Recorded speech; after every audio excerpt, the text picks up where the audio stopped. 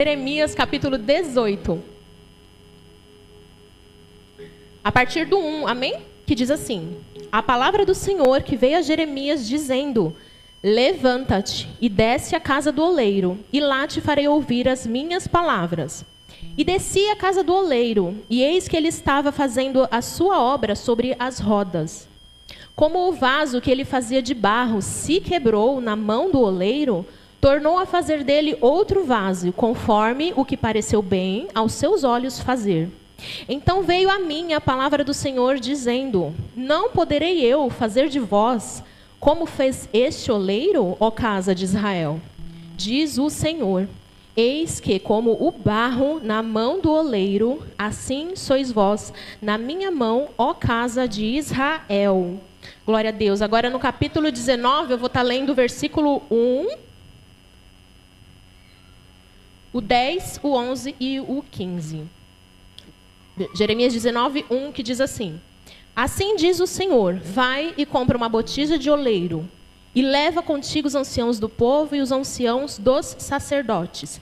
Versículo 10. Então quebrarás a botija à vista dos homens que forem contigo, e dir-lhes-ás, ou dirá a eles: assim diz o Senhor dos exércitos, deste modo quebrarei eu a este povo e a esta cidade, como se quebra o vaso do oleiro, que não pode mais refazer-se. Versículo 15. Assim diz o Senhor dos exércitos, o Deus de Israel: eis que trarei sobre esta cidade e sobre todas as suas cidades todo o mal que pronunciei contra ela, porquanto endureceram a sua cerviz, para não ouvirem as minhas palavras. Louvado seja Deus. Você pode dar um glória a Deus por essa palavra? Louvado seja o Senhor. Podeis assentar, irmãos. Amém?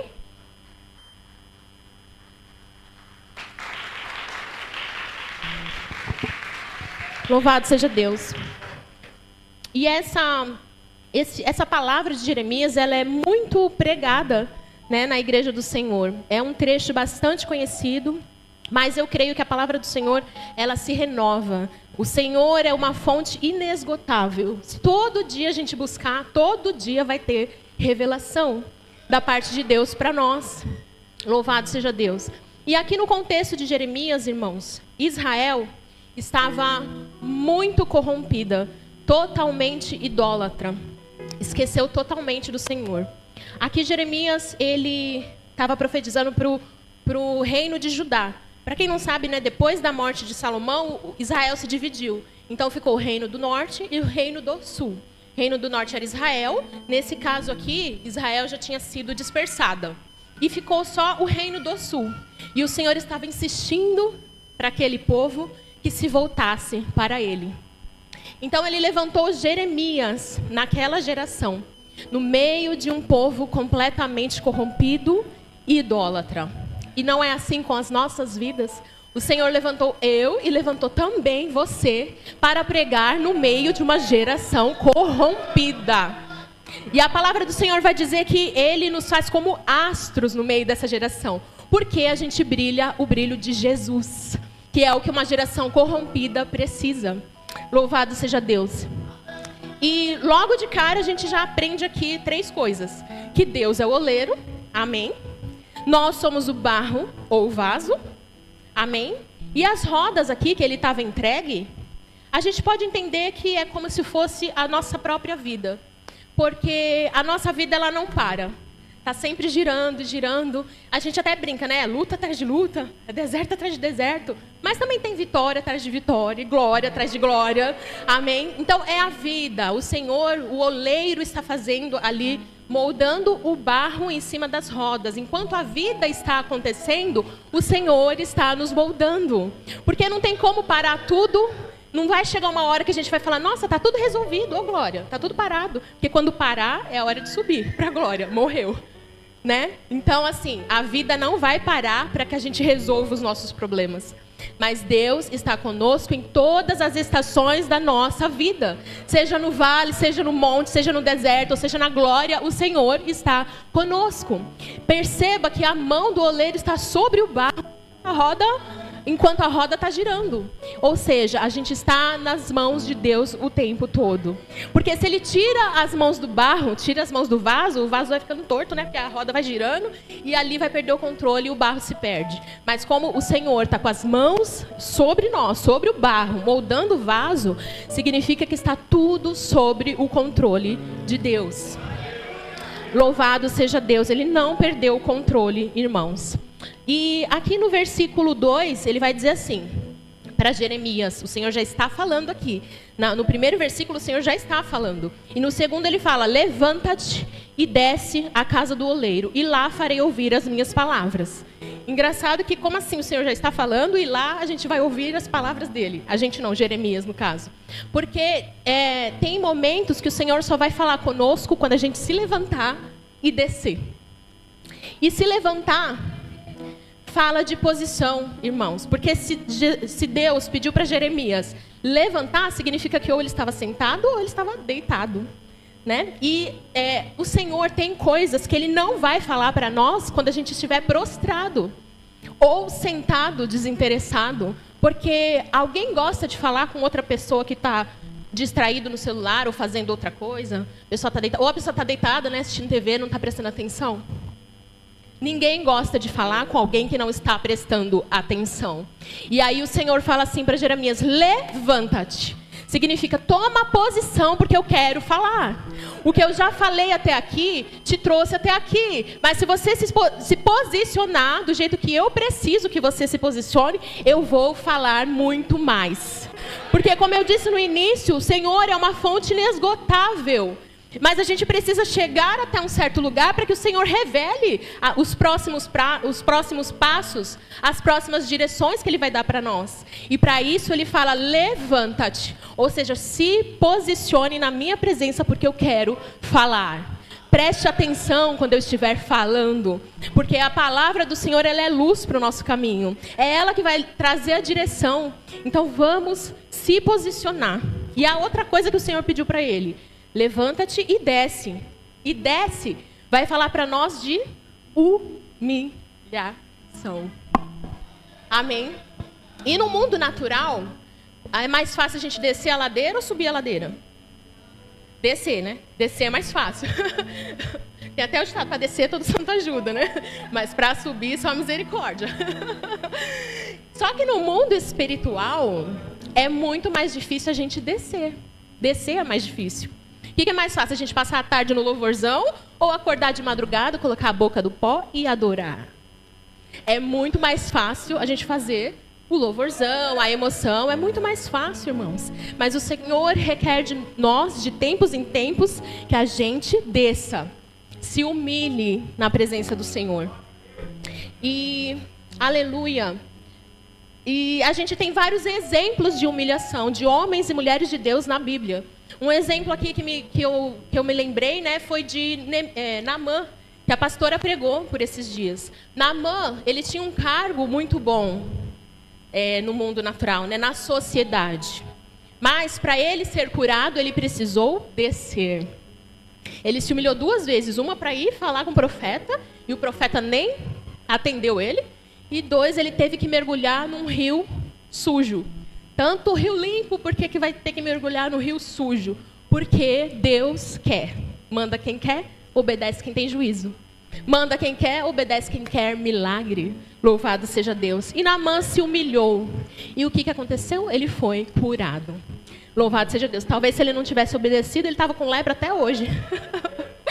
Amém? O pastor também pregou aqui sobre Zaqueu. Zaqueu estava em cima da árvore, né? E Jesus passou e falou o quê para Zaqueu? Zaqueu, desce depressa, que hoje me convém pousar na sua casa. Irmãos, desce depressa, se humilha logo na presença de Deus, porque hoje convém ele pousar na sua casa. E ele não vai pousar numa casa cheia de orgulho, cheia de soberba, cheia de si. Se o vaso já está cheio, para que Deus vai encher? Né? Se a gente acha que já está suficiente, para que Deus vai encher? Então desça, porque hoje convém o Senhor pousar na sua casa. Nós somos a casa do Senhor. Ele quer habitar em nós, os filhos dele. Amém? Louvado seja Deus. Em Salmo vai dizer que Davi humilhava a alma dele com jejum. Essa é uma das funções do jejum, humilhar-se. Humilhar a sua alma, humilhar a si mesmo. Porque de tempos em tempos a gente precisa se arrepender e se humilhar na presença de Deus. Amém? Louvado seja Deus. E o maior exemplo de humilhação é, claro, nosso Senhor Jesus Cristo. Paulo disse assim de Jesus: de sorte que haja em nós o mesmo sentimento que houve em Cristo Jesus, que sendo em forma de Deus não usurpou ser igual a Deus. Aleluia. Antes, sendo em forma de homem, humilhou-se a si mesmo, obedecendo até a morte e morte de cruz. Pelo que Deus o exaltou soberanamente e lhe deu o nome que é acima de todo nome, para que ao nome de Jesus se dobre todo o joelho dos que estão nos céus, na terra e debaixo da terra, e toda língua confesse que só o Senhor Jesus é o Senhor, para a glória de Deus o Pai. Aleluia. Quer exaltação? Humilhe-se, pois, debaixo da potente mão do Senhor. Porque Ele é Deus, Ele é Pai, Ele é amor, Ele é misericórdia. Não vai ter nada melhor do que se humilhar na mão dEle. Amém? Oh, glória. Louvado seja Deus. E no versículo 3, Jeremias obedeceu. Por isso que ele ouviu o que o Senhor tinha para falar. Se ele não tivesse obedecido, se ele tivesse ficado na zona de conforto, não vou jejuar, não vou orar, hoje eu não estou com vontade de orar. Não, hoje eu não vou estudar, hoje eu não vou. Então ele não ficou assim. Ele se posicionou e fez, independente se estava com vontade ou não. E ele estava passando uma situação terrível, porque ele era o profeta e ele era tido como traidor. Porque como assim um profeta de Deus vai profetizar a destruição? Amém? Louvado seja Deus. Oh, glória. E no versículo 4, ele vai dizer assim: como o vaso que ele fazia de barro se quebrou na mão do oleiro, tornou a fazer dele outro vaso, conforme o que pareceu bem aos seus olhos fazer. Louvado seja Deus. E tem duas formas, né? Ou o vaso se quebra, ou por causa das consequências da vida, o próprio oleiro vai lá e tem que dar uma quebradinha. E é muito mais fácil, mais rápido a gente perceber que estamos indo pelo caminho errado e se quebrar na mão do oleiro, se humilhar. Então se quebre na mão do oleiro, se entregue para o oleiro, acredite que ele vai fazer uma boa obra do teu barro, do teu vaso. Amém? Louvado seja Deus. Aleluia. E uma certa feita, o Davi, entre muitos pecados, né, ele fez um pecado e Deus ficou irado, mandou o profeta lá falar para ele: olha, por causa que eu vou te dar a opção de você escolher entre 3 juízos, 3 castigos. Era 3 anos de fome, 3 meses na mão do inimigo, ou 3 dias na mão de Deus. O que os irmãos acham que Davi escolheu? Alguém sabe? 3 dias na mão de Deus. Por quê? Porque ele sabia que Deus é grande em misericórdia. E aquele que peca e confessa e deixa de pecar, alcança misericórdia. Porque a palavra diz que a misericórdia dele não tem fim. E é exatamente por causa dela que nós não somos consumidos. Oh, glória, aleluia. Deus resiste aos soberbos e dá graça aos humildes. Isso não vai mudar, porque Ele vai habitar somente num vaso que estiver vazio de si, para que Ele possa encher. Porque a excelência do poder vem do Espírito Santo dentro de nós. Porque o vaso, ele poderia muito bem ter falado: Jeremias, vai na casa do ferreiro. Jeremias, sobe na casa do ourives. Porque ouro tem mais valor. Ferro, de repente, é um material mais forte. Mas ele falou: não, desce à casa do oleiro. Por quê? Porque o barro, ele realmente não tem valor. Quem tem valor é o que está dentro do barro. No nosso caso, é o Espírito Santo de Deus, a excelência do poder. Toda vez que a gente faz algo poderoso na terra, a glória é do Senhor. Amém? Louvado seja Deus. E existe, irmãos, uma preparação do barro para que Deus possa moldar e fazer um vaso de honra. Um vaso que Ele vai usar, um vaso que vai ser útil. E eu separei aqui 6 coisas que me chamaram muita atenção que o oleiro faz com o barro. A primeira coisa é: o barro, ele chega endurecido. A primeira coisa, na verdade, ele trouxe o barro, né? Eu pulei essa parte. Ele pega o barro de fora e coloca o barro de dentro. Só que assim, irmãos, existem vários tipos de barro. E ele olhou para aquele barro e falou, é este barro que eu quero. Se você tem dúvida que você é escolhido, irmãos, não tenha mais dúvida. Porque o Senhor te escolheu antes mesmo de chegar no ventre da sua mãe.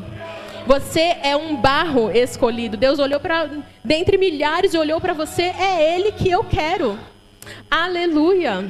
Porque a palavra vai dizer que ninguém nasce da vontade da carne, mas todo mundo nasce da vontade do próprio Deus. Você não é um engano. Você não é um engano. Você nasceu porque Deus quis. No ventre certo, na geração certa e no dia certo. Louvado seja Deus. E você é escolhido e não há nada que você faça que vai mudar essa verdade. Deus te ama e ponto final. Louvado seja Deus. E no Salmo 136, ele repete 26 vezes: o amor de Deus dura para sempre.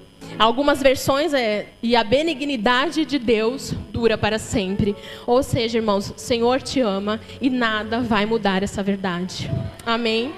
Oh, aleluia. Então o barro chegou, ele escolheu o barro, ele disse, é você. Aí ele trouxe o barro, só que o barro ele chega muito endurecido. E a primeira coisa que o oleiro faz é taca água no barro, para o barro amolecer. E a palavra do Senhor, o próprio Deus, ele se revela como manancial de águas. Então, quando a gente chega, a primeira coisa que Deus faz é encher a nossa vida na presença de Deus. Louvado seja Deus. O próprio Jeremias contou aqui no capítulo 2, ele disse que Deus estava entristecido porque o povo tinha trocado o manancial de águas, que era ele, por cisternas rotas, ou cisternas rachadas, que era um vão que se fazia, geralmente num lugar, numa rocha, alguma coisa, e eles esperavam a chuva, né, cair para poder segurar a água. Eles trocavam o manancial, ele fez essa comparação, eles trocavam o manancial, que é o próprio Deus, por um reservatório de água. Então, que a gente não venha se conformar, irmãos, com qualquer coisa que o mundo oferece. Porque o nosso Deus, ele é rios de águas vivas. O próprio Jesus, comprovando que ele é Deus, né? Porque se Deus se apresentou como manancial, e lá em João 4, Jesus se apresenta como fonte de águas vivas para a mulher samaritana, significa que ele é a fonte de toda a água. De que a gente tem sede nessa noite? A gente tem sede de tantas coisas, irmãos, que a gente venha ter sede da fonte de águas vivas, porque é só Jesus que vai matar a nossa sede. Louvado seja Deus. E aí ele pôs água no barro para ele amolecer, encheu da presença do Senhor. Efésios 5:6 vai dizer, para santificar, purificando-a com a lavagem da água pela palavra. A palavra de Deus é o próprio Deus. A Apocalipse vai dizer, né? E o nome pelo qual ele se chama é a palavra de Deus. Está falando de Jesus. Então, a Bíblia é o próprio Deus. E o pastor falou do estudo bíblico. A gente precisa se mergulhar na palavra de Deus. É ela que vai nos lavar. É ela que vai nos limpar. Como diz Efésios, para santificar. Então, o Senhor bota água no barro, porque vai nos lavar e vai nos santificar.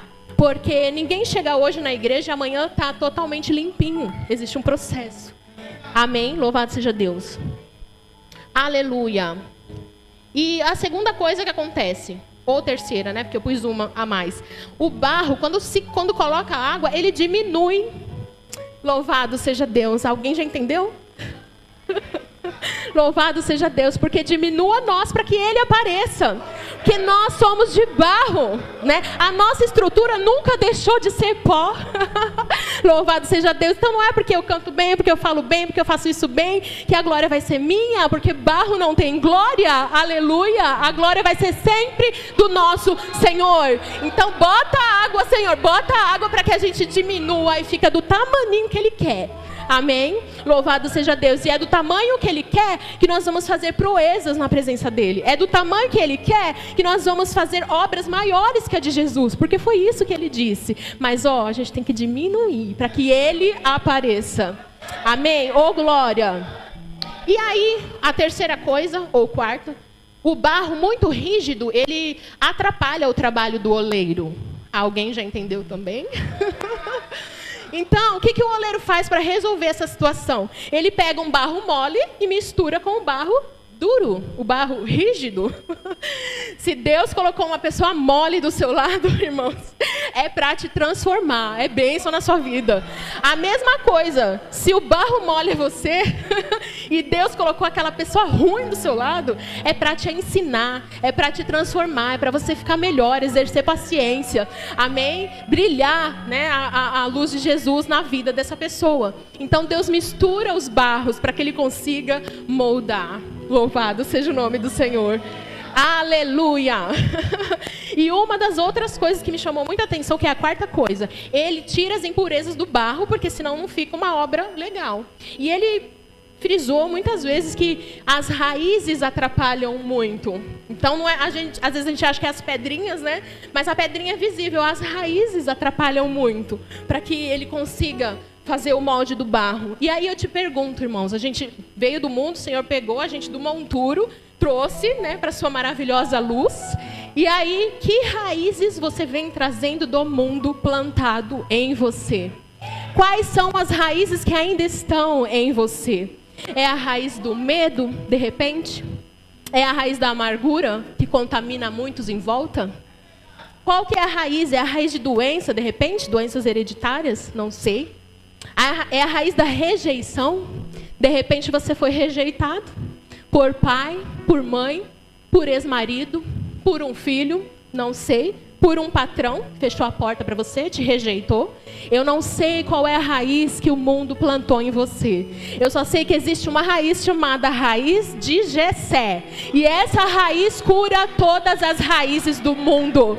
Aleluia! A raiz de Jessé é o próprio Jesus operando em nós. Aleluia! Se você ainda tem uma raiz que o mundo colocou, entregue. Fala assim, Jesus, troca essa raiz, coloca a raiz de Jessé em mim, para que eu fique plantada na rocha para todo sempre. Amém? Louvado seja o nome do Senhor Jesus. E a quinta coisa e última é, nenhum barro se perde.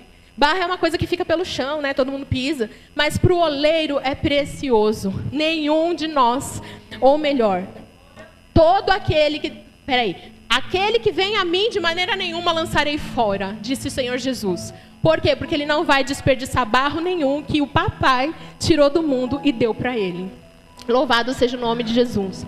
E aqui está dizendo também, todo aquele que da parte do Pai tem ouvido e aprendido, esse vem a mim. Ou seja, quanto mais a gente aprende do Senhor, mais a gente vai desejar estar com Jesus. Amém? Então assim, ele não vai desperdiçar nenhum barro que queira ser moldado por ele. Aleluia.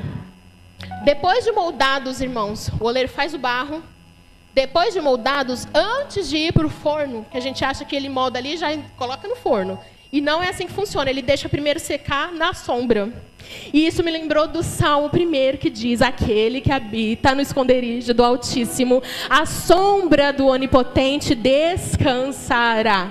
Aleluia. E o salmista diz que é aquele que habita, não é aquele que visita. Porque aquele que visita, ele não consegue experimentar do descanso que só Jesus pode dar. Mas aquele que habita, sim, ele vai secar a sombra do Onipotente. E depois que o vaso secou, aí sim, vai para o fogo. E aí começam os processos da nossa vida. Louvado seja Deus. Mas Isaías vai dizer, quando passares pelo fogo, ele não vai te queimar.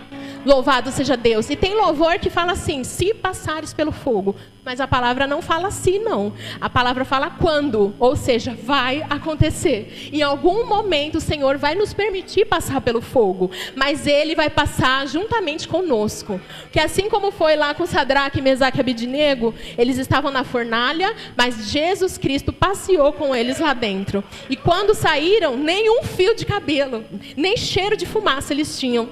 Louvado seja Deus. Então, quando passares pelo fogo, Ele não vai te queimar.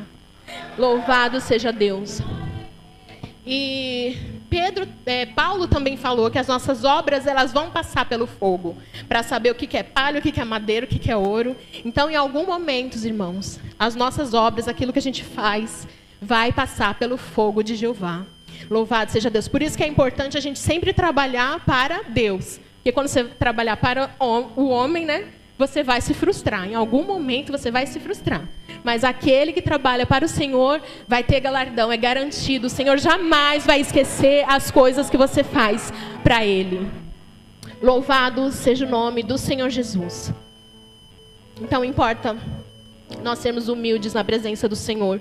Jeremias, irmãos, foi espancado, rejeitado, tido como traidor, preso. Ele foi jogado numa cisterna para morrer, para ser abandonado. E ainda assim o povo não escutou.